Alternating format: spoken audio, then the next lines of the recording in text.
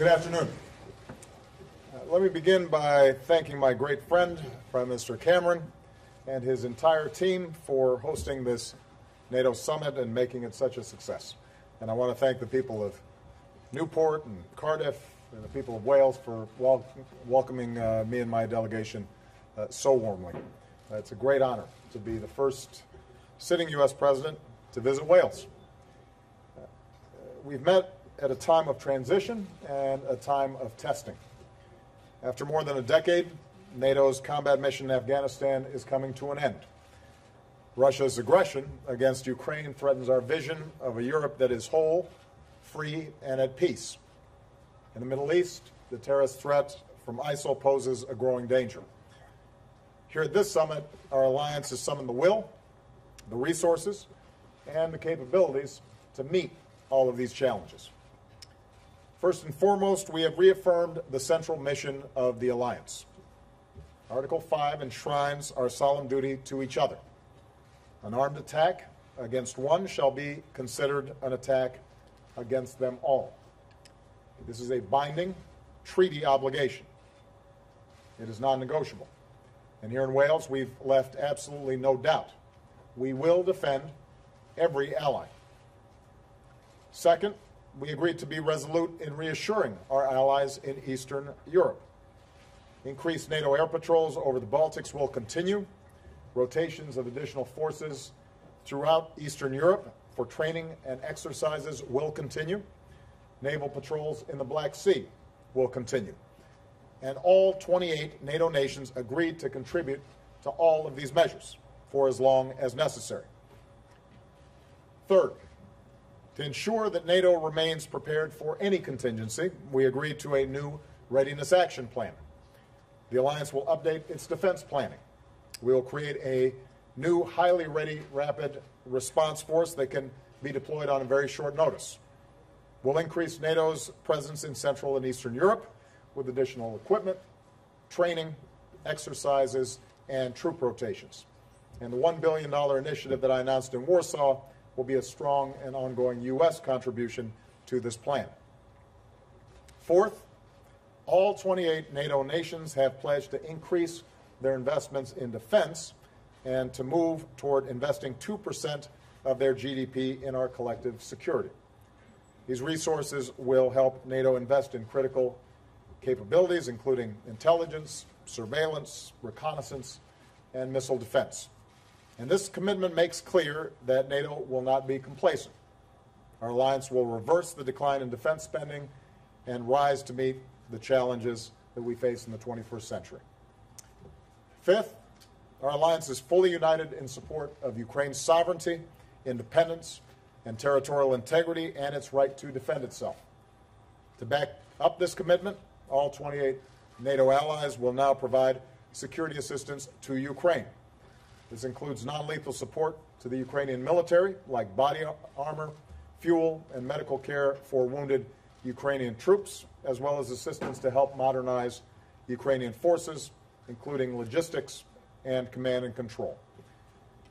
Here in Wales, we also sent a strong message to Russia that actions have consequences. Today, the United States and Europe are finalizing measures to deepen and broaden our sanctions across Russia's financial, energy, and defense sectors. At the same time, we strongly support President Poroshenko's efforts to pursue a peaceful resolution to the conflict in his country. The ceasefire announced today can advance that goal, but only if there is follow-through on the ground. Pro-Russian separatists must keep their commitments, and Russia must stop its violations of Ukraine's sovereignty and territorial integrity. Beyond Europe, we pay tribute to all those from our ISAF mission, including more than 2,200 Americans who have given their lives for our security in Afghanistan. NATO's combat mission ends in 3 months, and we are prepared to transition to a new mission focused on training, advising, and assisting Afghan security forces. Both presidential candidates have pledged to sign the bilateral security agreement that would be the foundation of our continued cooperation. But as we all know, the outcome of the recent election must be resolved. And so we continue to urge the two presidential candidates to make the compromises that are necessary so Afghans can move forward together and form a sovereign, united, and democratic nation.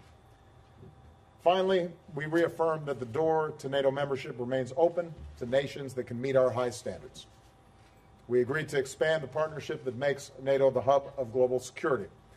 We're launching a new effort with our closest partners, including many that have served with us in Afghanistan, to make sure our forces continue to operate together. And we'll create a new initiative to help countries build their defense capabilities, starting with Georgia, Moldova, Jordan, and Libya. I also leave here confident that NATO allies and partners are prepared to join in a broad international effort to combat the threat posed by ISIL. Already allies have joined us in Iraq, where we have stopped ISIL's advances. We've equipped our Iraqi partners and helped them go on offense. NATO has agreed to play a role in providing security and humanitarian assistance to those who are on the front lines. Key NATO allies stand ready to confront this terrorist threat through military, intelligence, and law enforcement, as well as diplomatic efforts. And Secretary Kerry will now travel to the region to continue building the broad-based coalition that will enable us to degrade and ultimately destroy ISIL. So taken together, I think the progress we've achieved in Wales makes it clear that our alliance will continue to do whatever is necessary to ensure our collective defense and to protect our citizens. So with that, let me take a few questions. I'll start with Julie Pace of Associated Press. Thank you, Mr. President. I wanted to go back to the situation in Ukraine. If this ceasefire does take effect and appears to be holding, would you and your European counterparts back away from these sanctions that you say you've prepared, or do you feel that it's important to levy these sanctions regardless of this ceasefire agreement? And if I could go back to the Rapid Response Force, can you say specifically what U.S. contributions will be in terms of troop numbers and equipment? Is it beyond the agreement that you announced, or the proposal you announced in Warsaw? With respect to the ceasefire agreement, obviously we are hopeful, but based on past experience also skeptical, that in fact the separatists will follow through and the Russians will stop violating Ukraine's sovereignty and territorial integrity. So it has to be tested.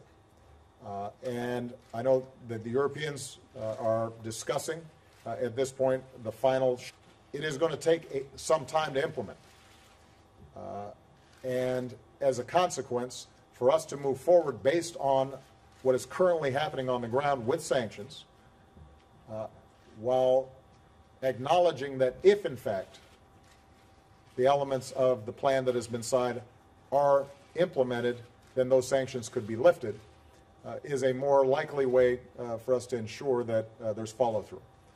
But that's something that the only reason that we're seeing this ceasefire at this moment is because of both the sanctions that have already been applied and the threat of further sanctions, which are having a real impact on the Russian economy and have isolated Russia in a way that we have not seen in a very long time.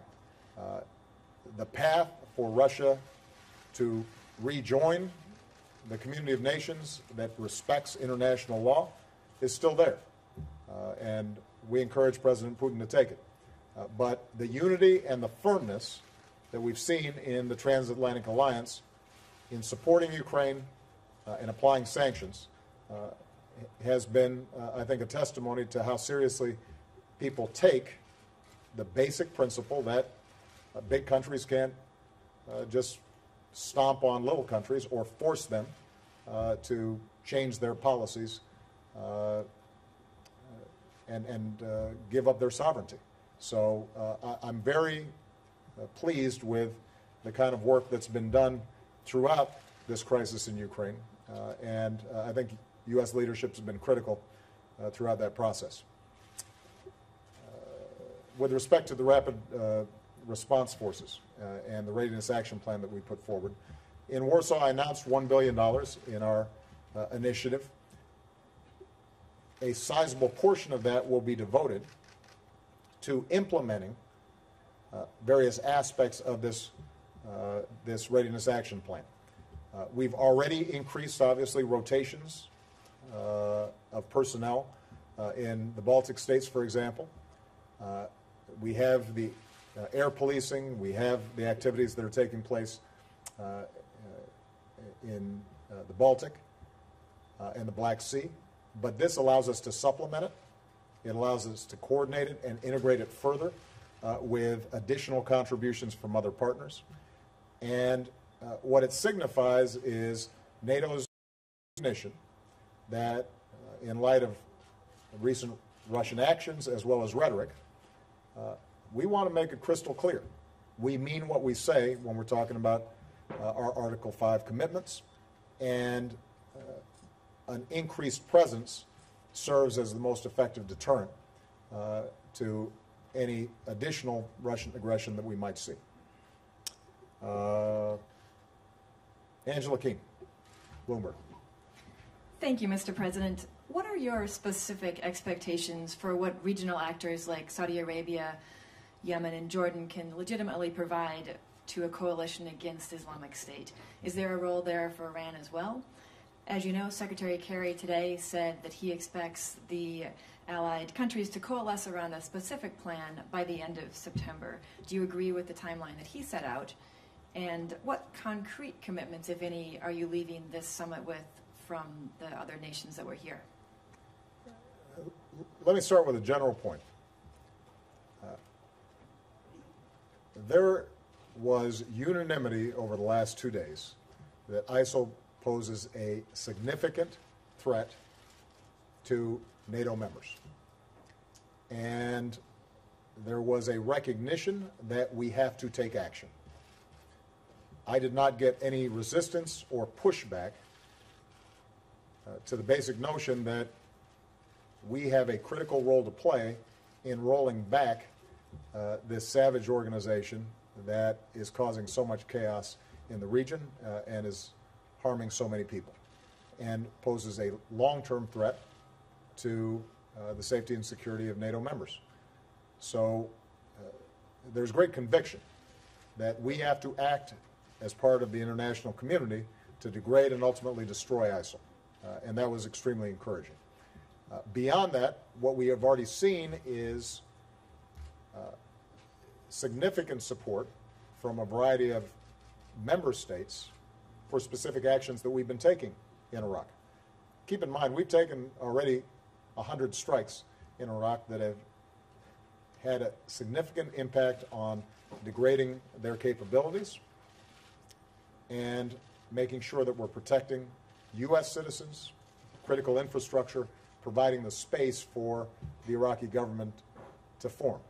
Our hope is that the Iraqi government is actually formed and finalized next week. That then allows us to work with them on a broader strategy. And some of the assistance has been in the form of airlift or humanitarian assistance. Much of it has been providing additional arms to the Peshmerga and the Iraqi security forces. There's been logistical support, intelligence and surveillance and reconnaissance support. And so a variety of folks with different capabilities have already made a contribution. I'm confident that we're going to be able to build on that strong foundation and the clear commitment and have the kind of coalition that will be required for the sustained effort we need to push ISIL back. Now, John Kerry is going to be traveling the region to have further consultations with the regional actors and the regional players. And I think it is absolutely critical that we have Arab states and specifically Sunni majority states that are rejecting the kind of extremist nihilism that we're seeing out of ISIL, that say that is not what Islam is about, and are prepared to join us actively in the fight. My expectation is that we will see friends and allies and partners of ours in the region prepared to take action as well as part of a coalition. One of our tasks, though, is also going to be to build capability. What we've learned in Iraq is, yes, ISIL has significant capabilities. and they combine terrorist tactics with traditional military tactics to significant effect. But part of the problem also is that we haven't seen as effective a fighting force on the part of the Iraqi security forces as we need. And we're going to have to focus on the capable units that are already there, bolster them, bolster the work that the Peshmerga has done. We can support them from the air, but ultimately we're going to need a strong ground game, and we're also going to need the Sunni tribes in many of these areas to recognize that their future is not with the kind of fanaticism that ISIL represents, so that they start taking the fight to ISIL as well. And that's going to require the sort of regional partnerships that we're talking about. In terms of timetable, we are working deliberately. If you look at what we've done over the last several months, we've taken this in stages. First stage is to make sure that we were encouraging Iraqi government formation. Second stage was making sure that, building on the intelligence assessments that we had done, that we were in a position to conduct limited airstrikes to protect our personnel, critical infrastructure, and engage in humanitarian activities.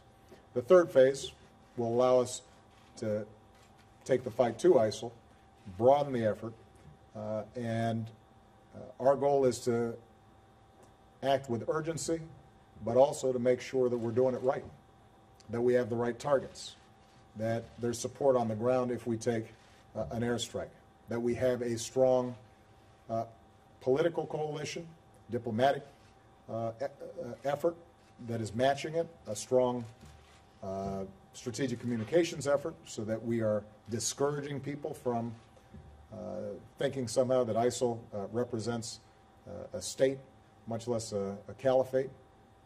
So all those things are going to have to be combined.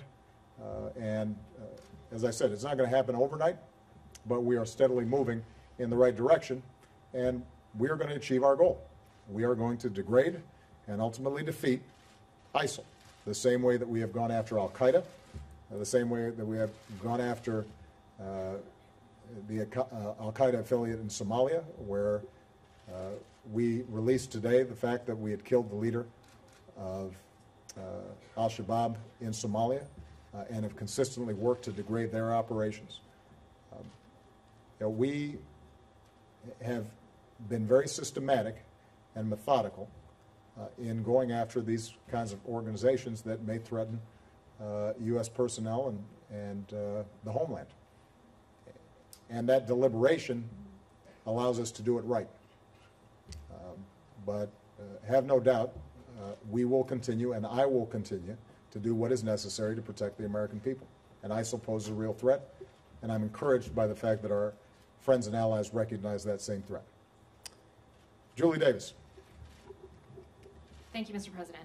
I want to follow up on what you were saying about ISIL and ask if you think that the objective here is to destroy and degrade them. Are those the same thing in your mind? Is the goal to ultimately, Secretary Kerry said that there's no containing them, so is the goal to ultimately annihilate them? And also, you talked about the importance of expertise on the ground and building up capacity on the ground. Do you think, since airstrikes are not going to do it here, if ultimately action is needed in Syria, can you realistically expect the Free Syrian Army to do what's needed on the ground to really destroy, not just push back, ISIL? You can't contain an organization that is running roughshod through that much territory, causing that much havoc, displacing that many people, killing that many innocents, enslaving that many women. The goal has to be to dismantle them. And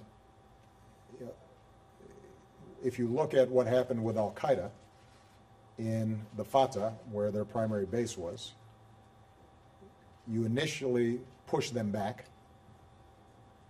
You systematically degrade their capabilities. You narrow their scope of action. You slowly shrink the space, the territory that they may control. You take out their leadership, and over time, they are not able to conduct the same kinds of terrorist attacks as they once could. As I said, I think in my last press conference, given the nature of these organizations, are there potentially remnants of an organization that are still running around in hiding and still potentially plotting? Absolutely. And we will continue to hunt them down the same way we're doing with remnants of Al-Qaeda in the Fatah or elements of Al-Shabaab in Somalia or terrorists who operate anywhere around the world. But what we can accomplish is to dismantle this network, this force that has claimed to control this much territory so that they can't do us harm. And that's going to be our objective. And as I said before, I'm pleased to see that there's unanimity among our friends and allies that that is a worthy goal, and they are prepared to work with us in accomplishing that goal. With respect to the situation on the ground in Syria, we will not be placing U.S.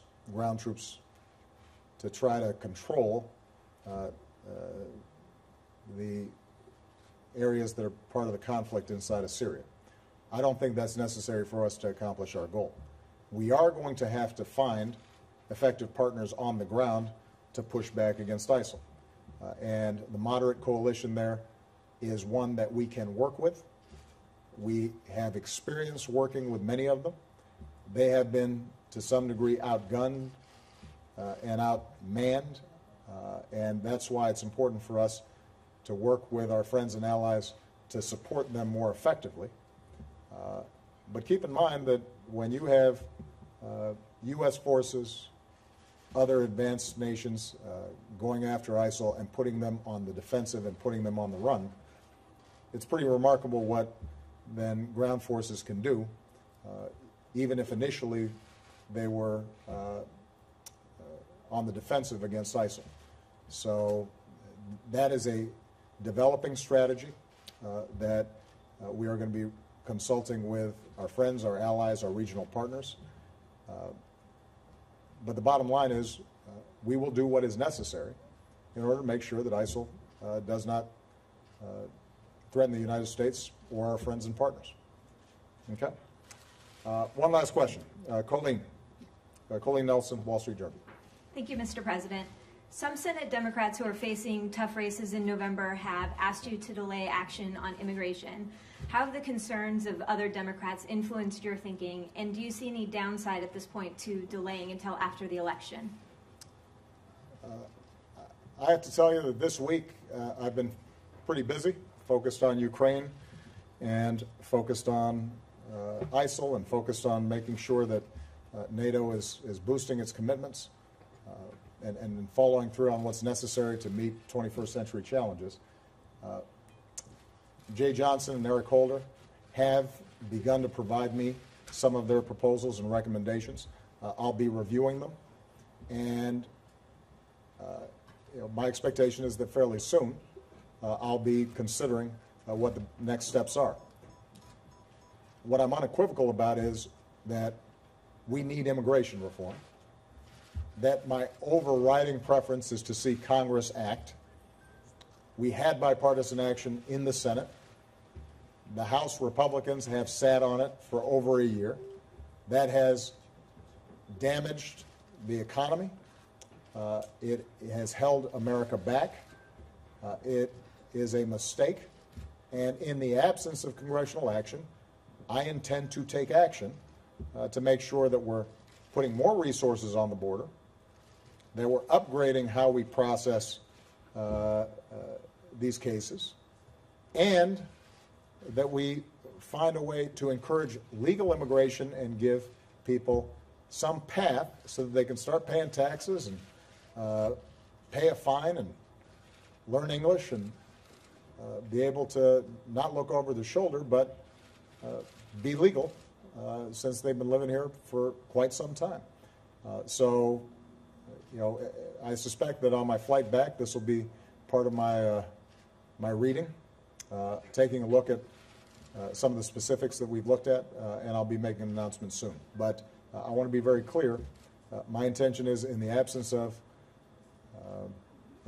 action by Congress, I'm going to do what I can do within the legal constraints of my office, because it's the right thing to do for the country. All right? Thank you very much, people of Wales. I had a wonderful time.